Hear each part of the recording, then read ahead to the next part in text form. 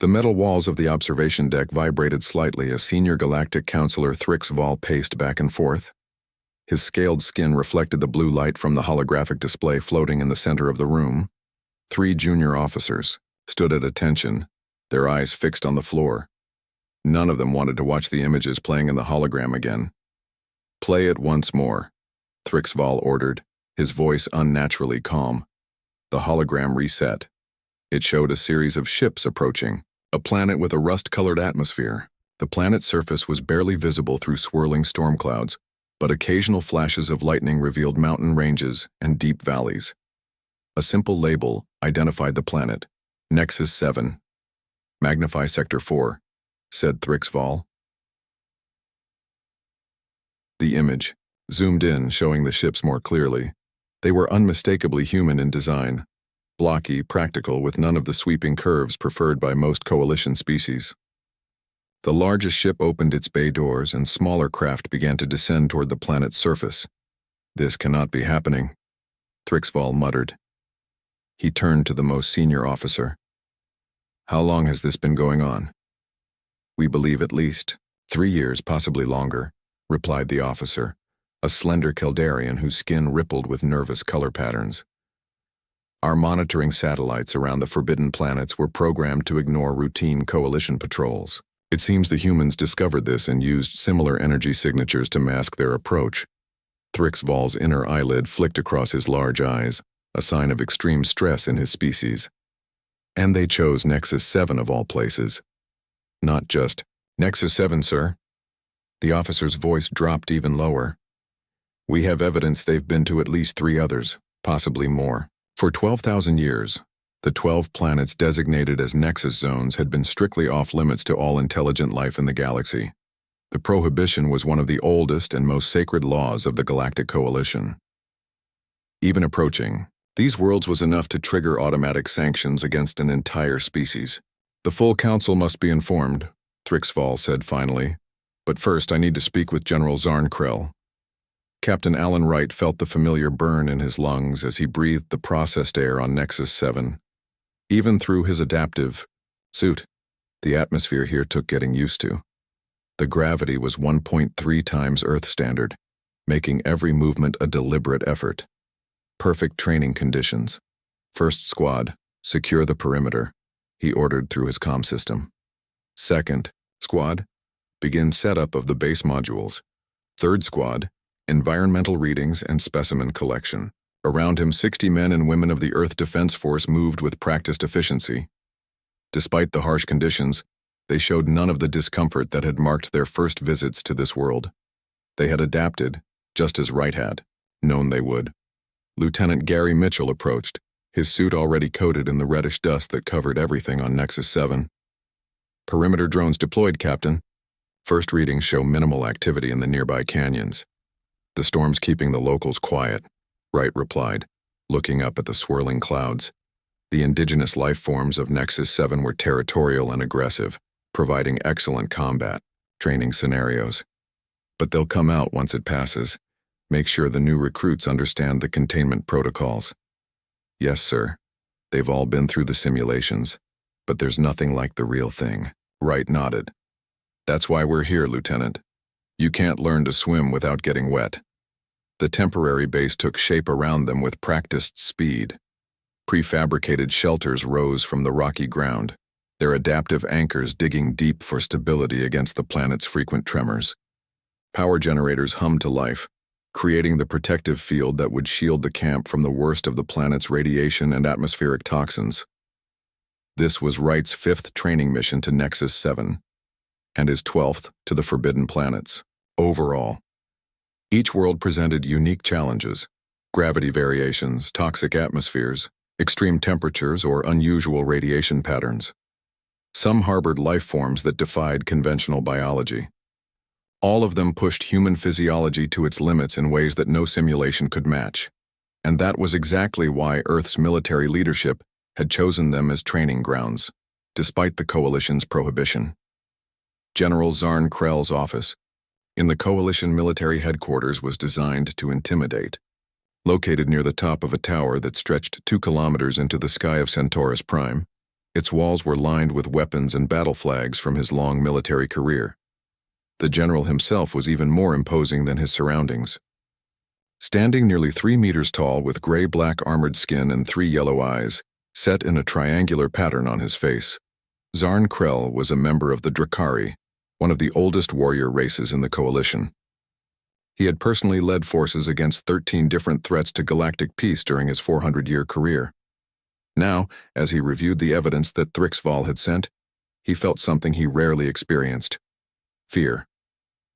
Verify these findings, he ordered his aide, a fellow Drakari named Vex Marn, and summon the Joint Chiefs immediately, full security protocols. Within an hour, the 7 highest-ranking military leaders in the Coalition had gathered. Though physically diverse, representing species from across the galaxy, they shared the same expression of grave concern as they watched the recordings. Chronolai, humans have violated Protocol 87 Delta, Zarn Krell stated flatly when the presentation ended. They are using the Forbidden Planets as training grounds for their military. Impossible, said Admiral Prell Knox of the Thraxian Empire, her tentacled face contorting. They would have to be suicidal.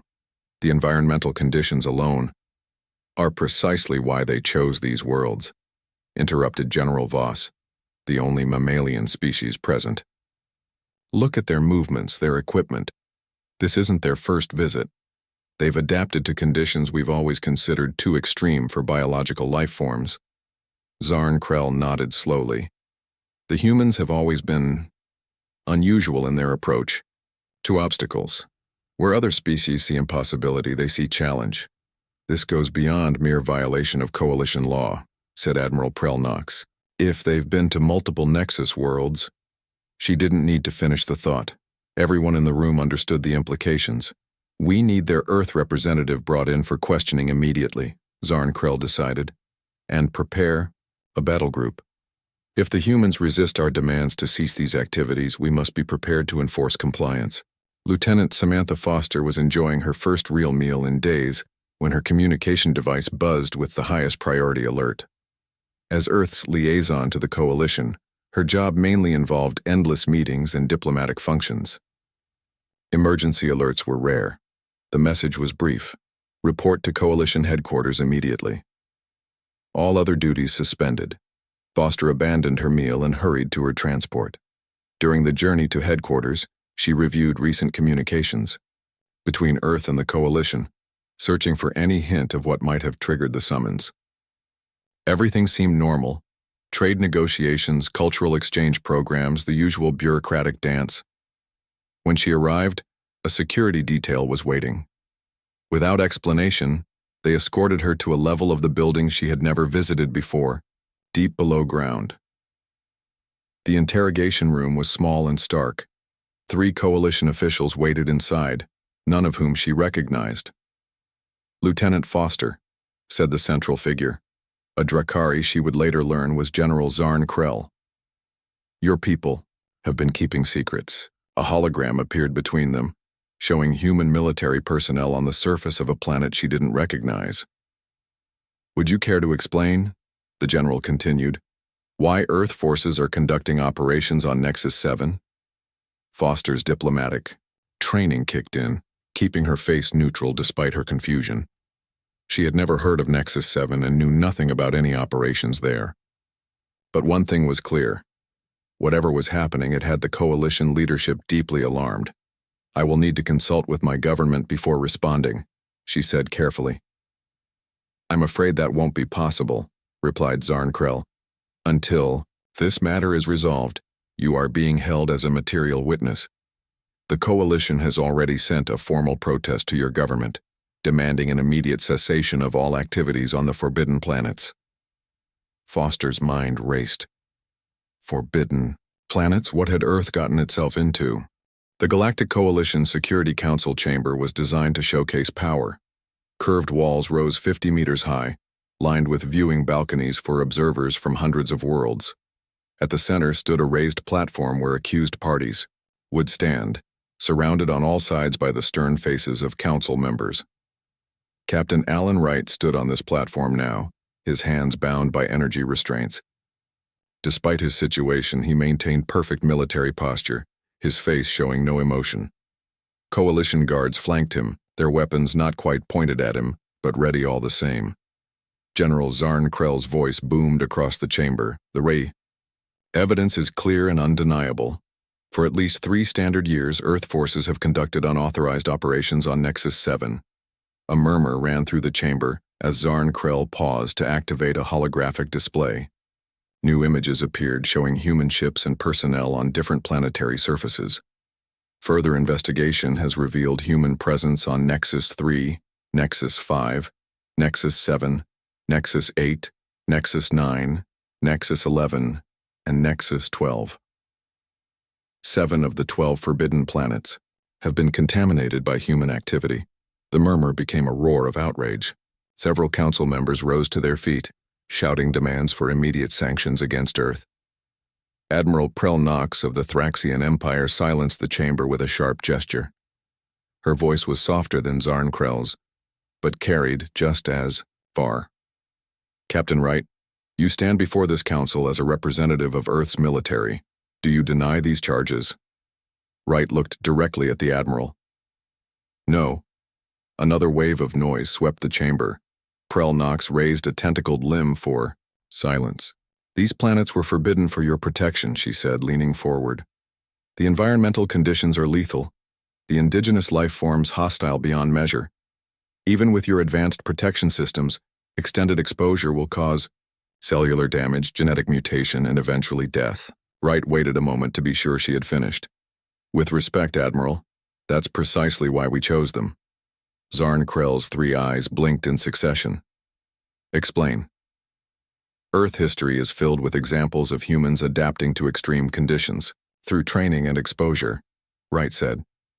Our soldiers become more effective when pushed beyond normal limits. The Nexus planets provide conditions impossible to safely simulate elsewhere. So you admit to knowingly violating one of our most sacred prohibitions? Asked a council member Wright didn't recognize. Earth never signed any treaty regarding these planets, Wright replied calmly. When we discovered them and detected their unusual properties, we investigated. Finding no immediate threat beyond environmental hazards, we began limited training operations. No immediate threat? Zarn Krell's voice rose. Captain, your ignorance is as dangerous as your actions. Those planets are not merely hostile environments. They are quarantine zones established thousands of years ago for the protection of all sentient life. Wright's expression changed for the first time, showing genuine curiosity. Quarantine for what? Before Zarn Krell could answer, a message appeared on his personal communication device. His eyes widened as he read it. This session is temporarily adjourned, he announced abruptly. The prisoner will be returned to holding. As Wright was led away, he noticed the faces of the council members. Behind their anger, he saw something unexpected. Fear. Lieutenant Samantha Foster had spent 36 hours in Coalition custody, most of it alone in a small room with nothing but her thoughts. When the door finally opened, she expected more questions. Instead, a young Coalition officer she had never seen before entered. Lieutenant Foster, I am Clerk Drix of Coalition Archives. I've been ordered to escort you to a secure terminal. Foster stood, surprised. Have I been cleared to contact Earth? No, Drix replied, his voice low. But you have been granted limited access to historical records regarding the Nexus planets. This is unusual. The records are normally restricted to council members only. As they walked through the corridors of the detention center, Foster studied Drix. He belonged to the Temerian species, humanoid with pale blue skin and large, expressive eyes. Unlike most Coalition officials she had met, he seemed nervous rather than hostile. Why are these planets such a big deal? She asked quietly. Drix glanced around before answering. The official records say they harbor dangerous pathogens from an ancient plague, but there are rumors among archive staff. He trailed off, apparently thinking better of continuing. They reached a small room containing a single computer terminal. Drix activated it with a complex series of gestures.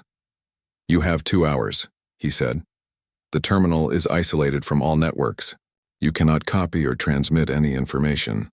When your time is up, I will return to escort you back to your quarters. After Drix left, Foster began searching through the files made available to her. Most were technical reports about environmental conditions on the Nexus planets, all matching what Earth's own surveys had found. Extreme radiation, toxic atmospheres, unstable tectonics, and unusual gravitational anomalies. But the historical context was missing. How had these planets been discovered? Why had the Coalition decided to quarantine them rather than study them? And why had the prohibition against visiting them become one of the most strictly enforced laws in the galaxy? After an hour of searching, Foster found a reference to something called the Containment War, a conflict predating the formation of the Coalition itself. The file contained only a brief mention before referring to documents she didn't have access to. Just as her frustration peaked, she noticed a small icon blinking at the edge of the screen.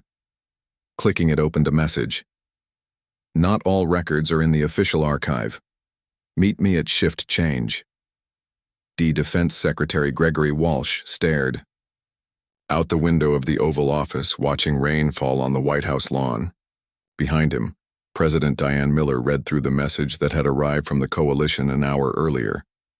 They're demanding we cease all operations on the Nexus planets immediately, President Miller said. They're holding Captain Wright and Lieutenant Foster until we comply. And they're threatening sanctions against all Earth shipping if we don't recall our forces within 48 hours. Walsh turned from the window. We knew this risk when we started Project Crucible, Madam President. The Coalition was never going to approve of humans training in those environments. They claim these planets are quarantined for a reason, Greg. Maybe we should have asked permission instead of forgiveness. Walsh shook his head. The Coalition has systematically underestimated humans since first contact. They classify us as a developing species and restrict our access to advanced technologies in certain regions of space. If we had asked permission to use the Nexus planets, they would have refused. And now they know anyway, Miller pointed out. Was it worth it? 15 years of training on those planets has produced our best soldiers, pilots, and scouts, Walsh replied. The environmental adaptations alone have advanced human physiology beyond what the Coalition believes possible for our species. And there's more. The energy signatures, Miller said quietly. Walsh nodded. Yes, the real reason we were never supposed to get caught. The Coalition is hiding something on those planets, something that responds to human presence in a way it doesn't with other species. Dr. Rivera's team is close to understanding what it is. The president was silent for a long moment. What are our options? We could comply, pull our people out, apologize. The Coalition would impose some sanctions, but they need Earth resources too much to cut us off completely. Or, Walsh met her eyes. Or we go with Operation Full Disclosure. If they want answers, they'll get them, but they might not like what they learn. President Miller turned to her communication system. Get me the Joint Chiefs and find Frank Nelson. If we're doing this, we need the man who started it all. Alarms blared throughout the Coalition headquarters. General Zarn Krell burst into the monitoring center, his normally gray skin flushed dark with agitation. Report, he demanded. A technician gestured to the main screen, which displayed a map of Coalition space. 12 red dots represented the Nexus planets. Near each one, blue triangles had appeared, moving steadily closer. Human ships, sir, the technician said. Not training vessels this time. These are battle cruisers, heavy destroyers, carrier groups, full war fleets approaching all 12 Nexus planets simultaneously. Zarn Krell stared at the display in disbelief. They wouldn't dare. The readings are confirmed, General. 87 ships in total, armed and with shields active. They're maintaining communication silence and ignoring all hails from our patrol vessels. The General activated his command channel. This is Zarn Krell. Alert status 1. All available. Ships to intercept human vessels at the Nexus containment zones. Priority Alpha. He turned to his chief strategist. Get me the Security Council and find out what happened to Captain Wright. I want him back in the interrogation chamber immediately. Lieutenant Samantha Foster moved quietly through the lower levels of the Coalition archives, following the directions Clerk Drix had whispered to her during their brief meeting at shift change. The security was lighter than she expected. Most of the Coalition's attention was focused elsewhere today. She found the door exactly where Drix had said it would be, unmarked except for a small symbol etched into the frame. Foster pressed her hand against it as instructed, and the door slid open. The room beyond was small and dimly lit. Drix sat at an old-fashioned console, his blue fingers moving rapidly over the controls. "I don't have much time," he said without looking up. "The sealed archives are only accessible during routine maintenance cycles, which happen every 42 days. Today is day 42. "What are you showing me?" Foster asked, moving to stand beside him. "The truth about the Nexus planets. Not the sanitized version in the official records, but the actual historical documents from before the Coalition was formed." The screen displayed text in an alphabet Foster didn't recognize. Drix tapped a control, and it changed to standard Coalition script. "This is from the final report of the Containment War Council, dated over 12,000 years ago," Drix explained. "It describes the decision to quarantine the Nexus worlds and remove all reference to their true nature from public records." Foster began to read, her eyes widening. "These aren't quarantine zones for pathogens," she said slowly. "They're prisons." Drix nodded. "Each Nexus planet houses an entity of immense power, beings that once threatened the entire galaxy or so, the ancient records claim. And the Coalition has been keeping them imprisoned all this time?" "Yes. The energy shields that create the unusual conditions on these planets aren't there to keep people out. They're there to keep something in." Foster felt a chill run through her body. "And we've been sending our soldiers to train there for years." "Worse," Drix said quietly. "According to these monitoring logs, the entities are responding to human presence in ways they never have with Coalition observers. They're waking up." Captain Wright sat across from General Zarn Krell in a plain room that had replaced the Grand Council chamber. Guards still stood nearby, but the formal restraints had been removed from Wright's wrists. "Your government has gone mad," Zarn Krell said without preamble. "Sending war fleets to the Nexus planets is an act of aggression that could trigger interstellar conflict." Wright maintained the same calm demeanor he had shown in the council chamber. "It's called negotiating from a position of strength, General. You're holding me and Lieutenant Foster. Earth is responding by demonstrating that we can access all 12 Nexus planets anytime we choose. At the cost of galactic peace." "Peace, built on secrets and lies, isn't real peace," Wright replied. "We've been training on these planets for 15 years. In all that time, we've detected energy patterns that don't match anything in known science. When we asked the Coalition about them, we were told the planets were off limits due to environmental hazards. No further explanation was given." Wright leaned forward. "So we investigated on our own. And what we found were perfect training grounds. Environments that push human physiology to its limits. But we also found evidence of artificial structures deep below the surfaces. Structures that predate any known civilization." Zarn Krell's three eyes narrowed. "And did you disturb these structures?" "Not initially. We were cautious. But 3 years ago on Nexus 3, one of our teams detected what appeared to be a response to their presence. Something was reacting to them, something alive." The general stood abruptly. "Your people have no idea what they're dealing with. Those planets aren't just forbidden because of some bureaucratic rule. They contain threats so severe that knowledge of their true nature has been restricted to the highest levels of Coalition leadership for millennia."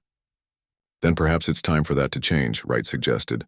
"Earth is willing to withdraw our forces from the Nexus planets, after a full disclosure of what's really there." On Nexus 3, Command Sergeant Olivia Hudson led her team through a narrow passage that spiraled deep into the planet's crust.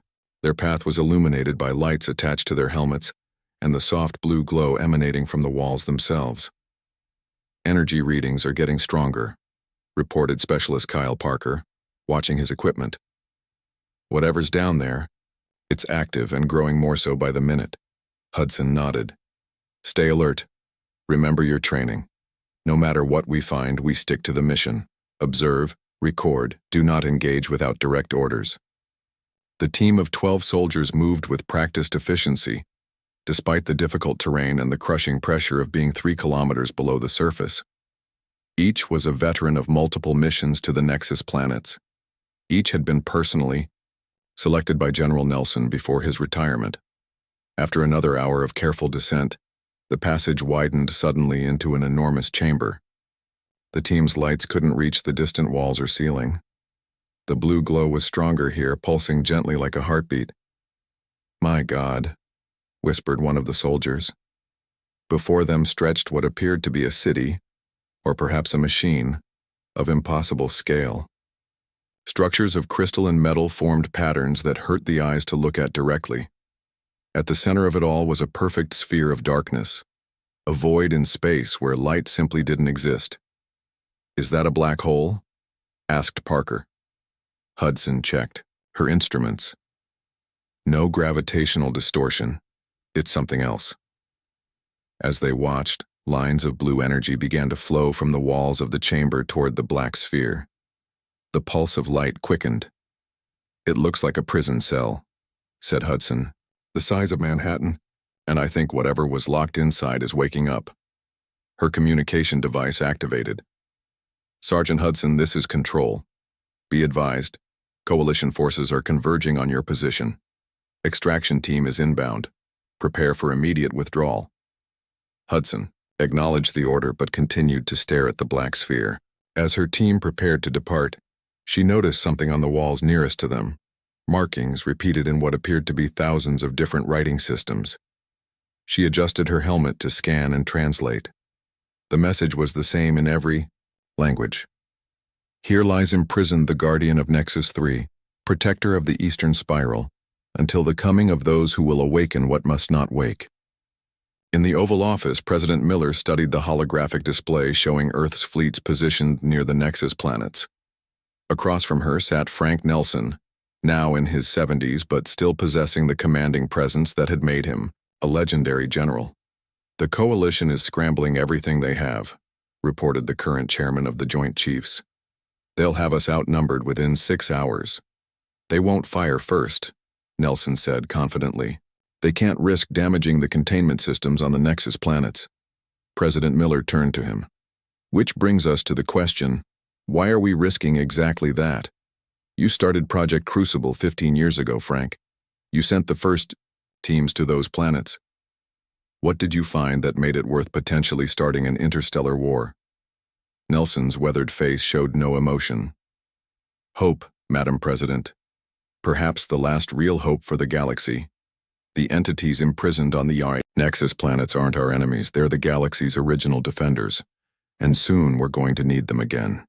The Coalition War Council chamber was filled with the highest-ranking military leaders from across the galaxy. Displays showed the positions of both Coalition and human fleets around the 12 Nexus planets. The room buzzed with tense conversations, in dozens of languages. General Zarn Krell stood at the center platform. "All attempts at communication with the human fleets have failed," he announced. "They maintain position but have powered up their weapon systems.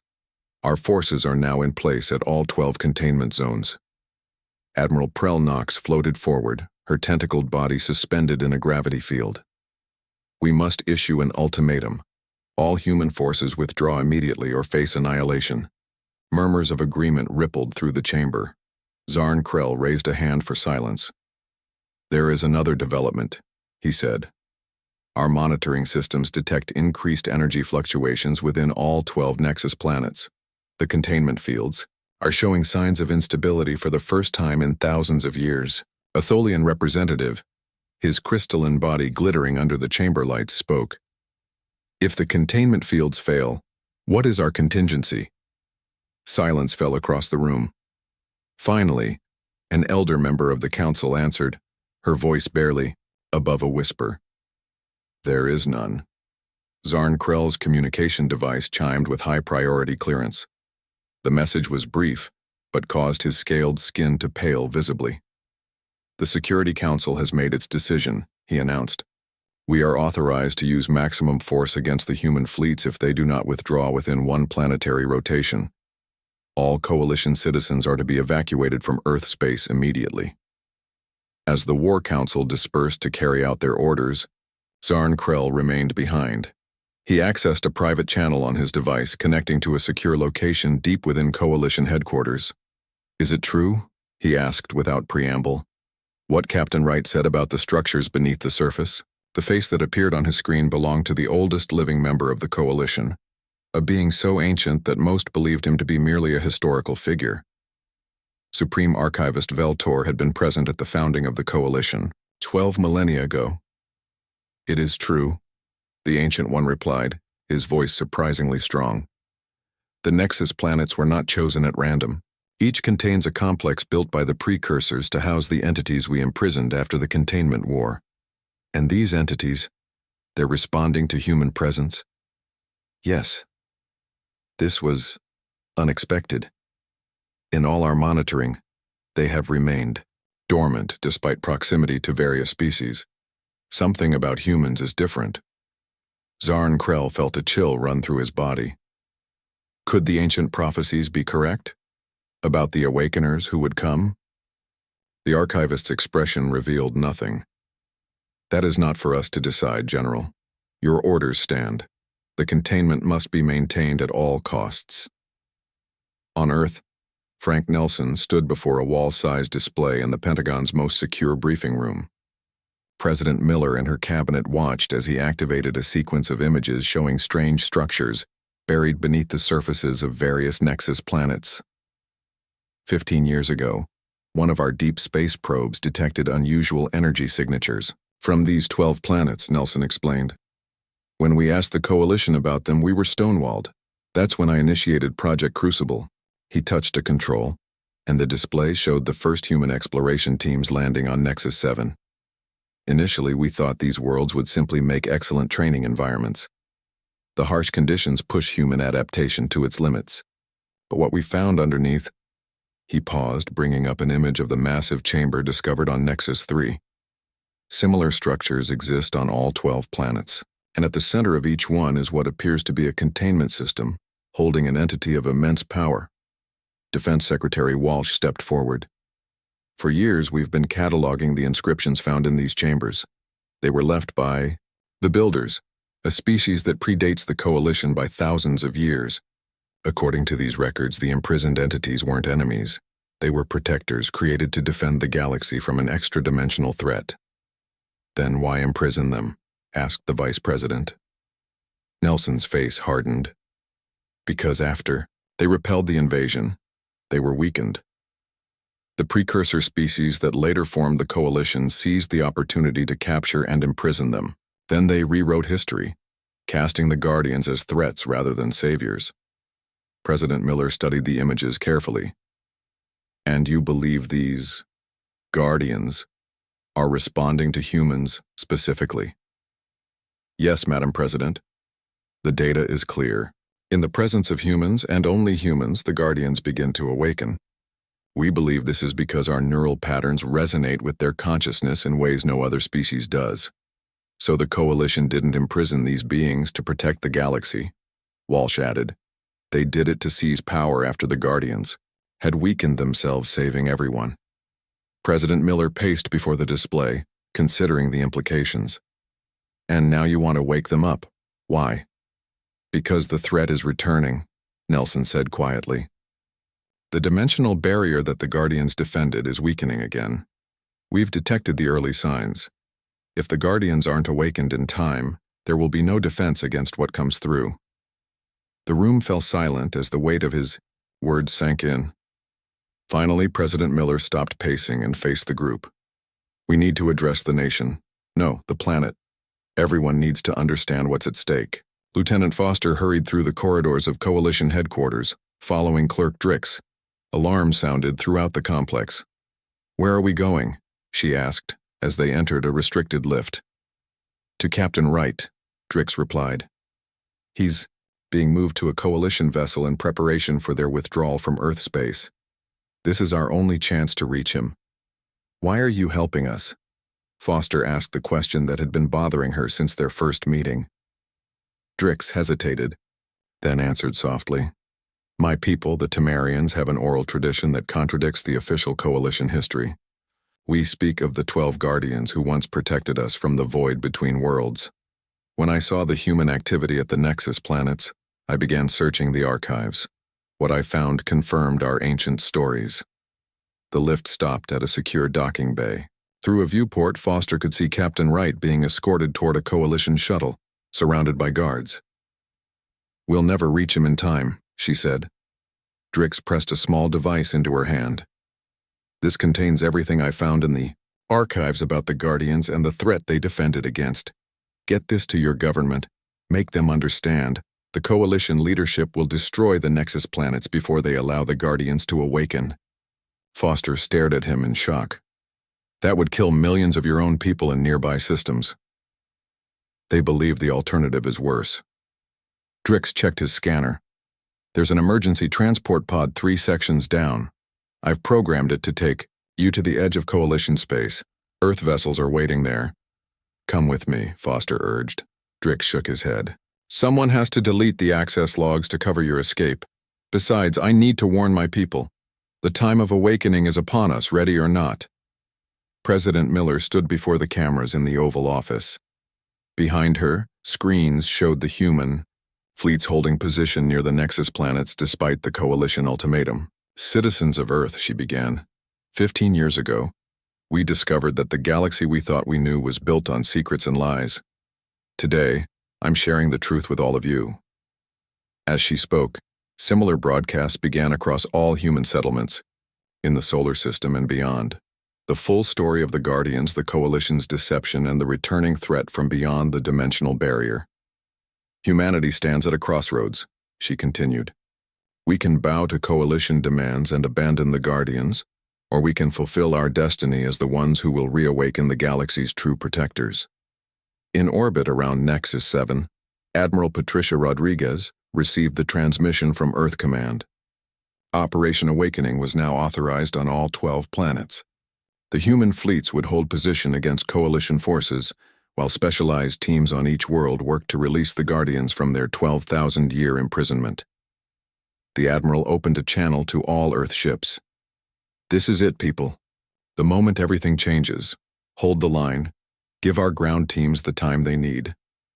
On her command screen, the Coalition Armada moved into attack formation. The space around Nexus 1, largest of the forbidden planets, filled with ships. The Coalition Armada formed a sphere around the planet, hundreds of vessels with weapons powered and shields at maximum. Facing them, the combined fleet of Earth held position in a defensive formation, outnumbered but refusing to withdraw. Admiral Patricia Rodriguez stood on the bridge of the flagship Warren, watching the tactical display. Her second-in-command approached with a data pad. "All teams report ready, Admiral. Operation Awakening can begin on your order." Rodriguez nodded, her face calm despite the weight of the moment. "Tell all ships to maintain defensive positions, only. We're not here to start a war. We're here to prevent one." The communication officer spoke up. "Admiral, we're receiving a transmission from the Coalition command ship." "On screen," Rodriguez ordered. The image of General Zarn Krell appeared. His 3 eyes held a mixture of anger and something that might have been fear. "This is your final warning," he said without preamble. "Withdraw your forces immediately, or we will open fire." Rodriguez met his gaze steadily. "General, we both know that's not going to happen. Your own sensors must be showing what ours are. The dimensional barrier is weakening. The thing your ancestors feared is returning, and the Guardians are our only defense." "You humans know nothing of what you're meddling with," Zarn Krell replied. "The entities you call Guardians nearly destroyed the galaxy before they were contained." "That's not what your own historical records say," Rodriguez countered. "Records that you've kept hidden from your own people. Lieutenant Foster has shared what she learned in your archives. How much longer will you cling to a 12,000-year-old? First, the general's scales darkened with anger. "Enough! You have 10 of your minutes to begin withdrawal. After that, we attack." The transmission cut off. Rodriguez turned to her crew. "Send the signal to all ground teams. Begin the awakening sequence now." On the surface of Nexus 1, Captain Wright and Sergeant Hudson led their team through massive underground corridors. The structure here dwarfed even what had been discovered on Nexus 3, with walls that rose hundreds of meters, and passageways wide enough for small ships to fly through. Energy readings are off the charts, reported Specialist Parker, checking his instruments. The containment field is already destabilizing. The Guardian is trying to break free on its own, Wright said. We need to reach the control chamber before the Coalition realizes what's happening. They rounded a corner and entered a vast circular room. At its center stood a column of pure darkness, similar to what Hudson had seen on Nexus 3 but many times larger. Around it, a complex array of crystalline structures pulsed with energy, creating the field that had imprisoned the Guardian for millennia. There, Hudson pointed to a platform near the containment field. That has to be the control system. As they approached, the walls of the chamber began to vibrate. The black column seemed to twist in on itself as though struggling against invisible bonds. It senses us, Wright said. Just like the tests showed back on Earth. Human neural patterns trigger a response. The team set up their equipment around the platform. Each member knew their role. They had trained for this moment for years, running simulations based on the data gathered from all 12 Nexus planets. Containment field analysis complete, Parker announced. I've identified the primary nodes. If we disrupt them in sequence, we should be able to... The chamber shook violently, sending several team members to their knees.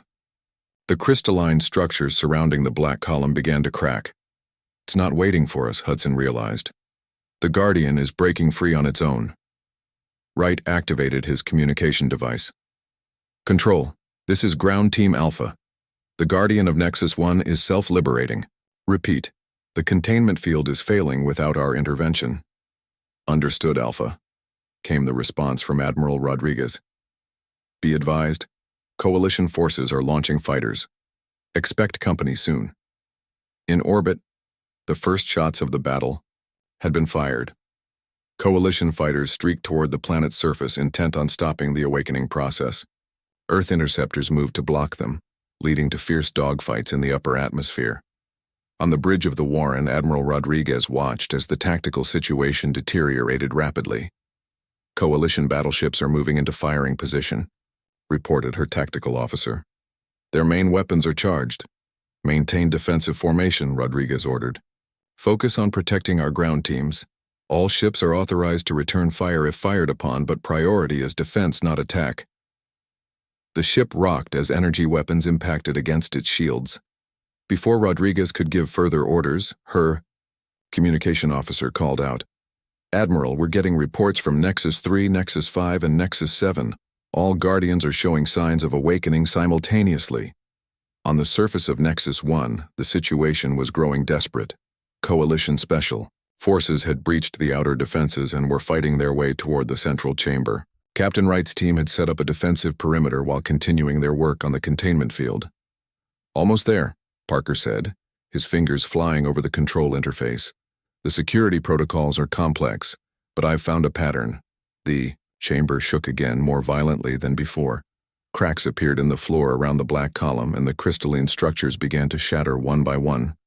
Too late, Hudson said. Look, the black column was changing. What had appeared as darkness now revealed itself as something else entirely. A being of pure energy, taking form as the containment field collapsed. It rose upward, its shape difficult for human eyes to comprehend. Wright and his team shielded, their eyes as the chamber filled with blinding light. When they could see again, the Guardian stood fully revealed, a colossal figure of swirling energy, its form vaguely humanoid but composed of patterns that seemed to extend beyond normal space. For a moment, everyone, humans and the newly arrived Coalition forces alike, stood frozen in awe. Then the Guardian's consciousness touched their minds.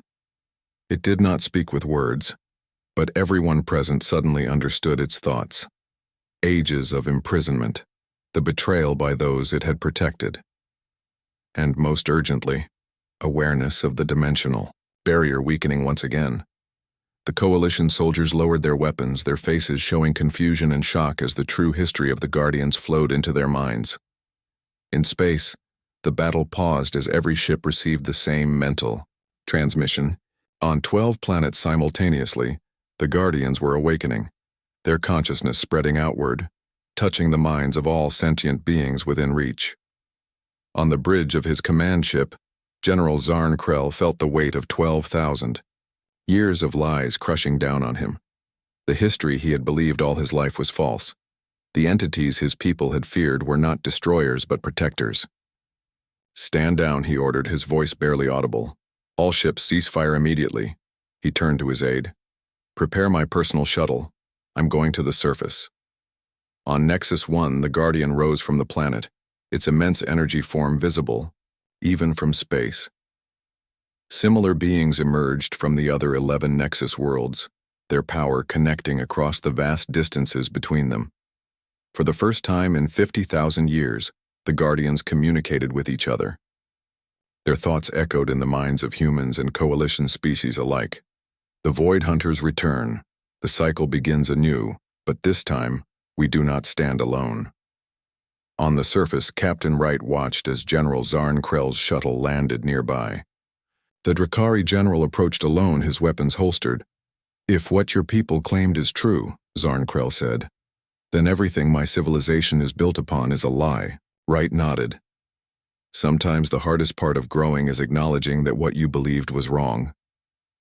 Above them, the Guardian of Nexus 1 hovered, its energy form rippling with power as it prepared to face the returning threat from beyond the dimensional barrier. Similar scenes played out across the other 11 Nexus planets as the ancient defenders resumed their vigil.